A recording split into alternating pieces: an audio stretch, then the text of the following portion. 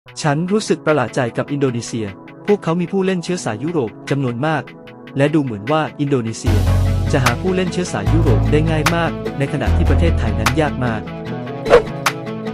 Good morning, ladies and gentlemen. Selamat pagi. Selamat pagi. Video Indonesia the one.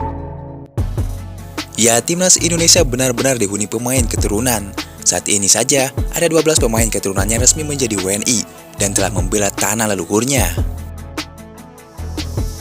Namun siapa sangka, banyaknya pemain keturunan di tubuh Indonesia membuat pemain Thailand heran mengapa Indonesia gampang banget mencari pemain keturunan. Bahkan keturunan Indonesia ada di mana-mana, tak cuma di Liga Belanda, namun ada di Liga MLS, Liga Inggris, hingga Liga Belgia. Saat ini, di tubuh Indonesia memang didomisili oleh keturunan Belanda. Pertanyaannya, kenapa banyak pemain keturunan Belanda dibandingkan negara lain? Ya, mungkin sebagian orang mungkin masih mempertanyakan hal tersebut di benaknya.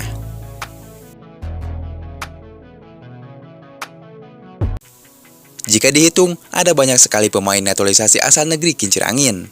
Memang PSSI cukup rajin untuk menaturalisasi pemain asal Belanda untuk membela tim Garuda. Sebut saja yang terbaru adalah Nathan Joaon. Mantan anggota Komisi Eksekutif PSSI Hassani Abdul Ghani menyebut ada banyak pemain keturunan yang bisa membela timnas Indonesia. Bahkan di Belanda, Hassani menyebut jumlah pemain keturunan mencapai ribuan. Ya, Belanda memang menjadi tujuan favorit program naturalisasi dalam sepak bola Indonesia. Boleh dikatakan, Belanda menjadi negara penyumbang pemain keturunan di tanah air terbanyak. Hubungan sejarah yang erat antara Indonesia dan Belanda menjadi penyebab utamanya. Sebagaimana diketahui, Indonesia pernah dikuasai oleh pemerintah kolonialisme Belanda. Eksistensi orang-orang Belanda di Indonesia terbilang cukup lama. Ya, kondisi itulah yang menyebabkan banyaknya orang-orang keturunan silang yang berdarah Belanda Indonesia. Dari banyaknya orang-orang keturunan tersebut, tak sedikit diantaranya yang menjadi pesepak bola di zaman modern ini. Oleh karena itu, PSSI lebih sering mengincar para pemain dari Belanda. Selain karena memiliki darah dari Indonesia, para pemain tersebut telah dibesarkan dalam kultur sepak bola modern ala Belanda yang maju.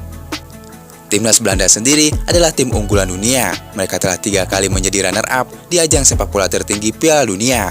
Selain itu, Liga Belanda menjadi salah satu liga terbaik di dunia. Ya, sementara itu, update 3 pemain keturunan Tom Haye, Ragnar Oratmangun, dan Martin Pais resmi telah ditandatangani oleh Ketua DPR Puan Maharani.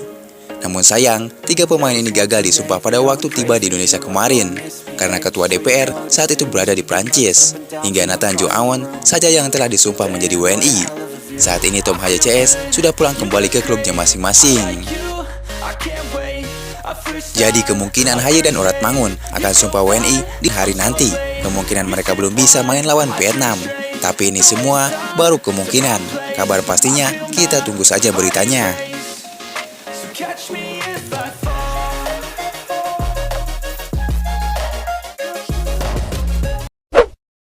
Đội tuyển quốc gia Indonesia hiện tại không phải là đội tuyển Indonesia mà Việt Nam thường xuyên đánh bại. Họ hiện tại là một đội bóng rất mạnh và huấn luyện viên Philip Trusi phải dè chừng.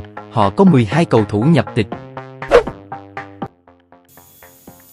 Ya, jelang hadapi Indonesia di kualifikasi Piala Dunia nanti di GBK, media Vietnam terus mengikuti perkembangan skuad Garuda.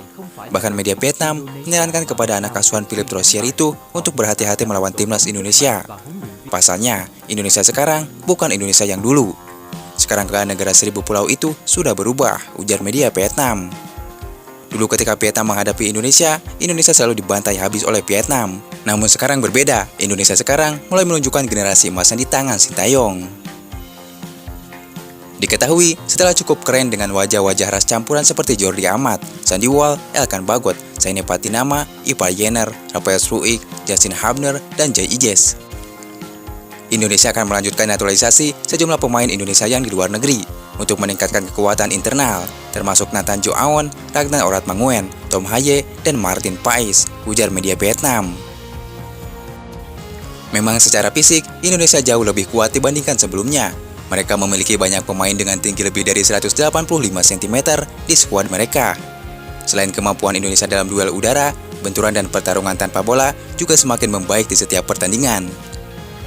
Yang mereka butuhkan sekarang adalah waktu untuk menyelesaikan kerangka tersebut. Tentunya, ketika Indonesia semakin kuat, sudah saatnya juga Vietnam untuk lebih berhati-hati, ujar media Vietnam. thắng phút cuối cùng nữa.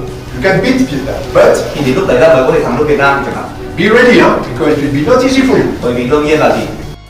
Ya, di balik itu, mereka sadar dengan progres timnas Indonesia saat ini, dan mereka percaya timnas Indonesia bakal terus berkembang. Mereka mulai waspada dengan kekuatan timnas Indonesia.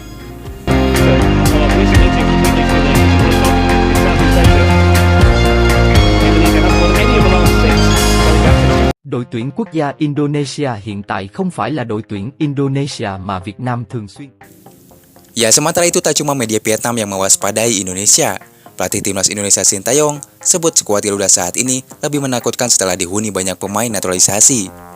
Sehingga Sintayong pun optimis timnas Indonesia mampu menembus Piala Dunia 2026 di bawah nahkodanya.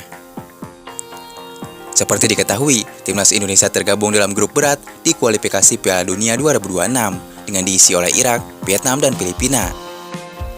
Namun meski begitu, Sintayong tak gentar dan menyebut Garuda mampu menjadi kuda hitam berkat memiliki banyak pemain naturalisasi.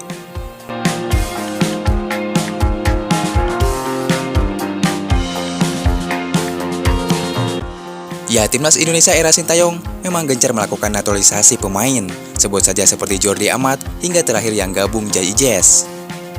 Ya, hadirnya para pemain naturalisasi tersebut membuat timnas Indonesia mampu menutupi kekurangan yang ada sebelumnya. Sintayong pun menyebutkan bahwa timnas Indonesia masih lemah dalam hal mental. Menurut Sintayong, mental pemain timnas Indonesia sering down ketika dalam kondisi tertinggal. Kekurangan dari pemain-pemain Indonesia yang ada adalah mereka agak tenggelam dalam rasa kekalahan dibandingkan masalah kemampuan.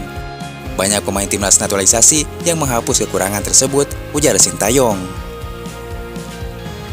Ya, lebih lanjut, Sintayong pun menyebut bahwa timnas Indonesia saat ini menjadi tim yang lebih kuat dan mengerikan. Tentu pelatih timnas Indonesia Sintayong optimis bisa membawa skuad Garuda lolos ke putaran ketiga kualifikasi Piala Dunia 2026 zona Asia. Bahkan, Sintayong mengatakan bahwa timnas Indonesia memiliki peluang sekitar 70-80% untuk lolos ke putaran ketiga. Pasalnya menurut Sintayong, dirinya telah mempersiapkan timnas Indonesia sebaik mungkin.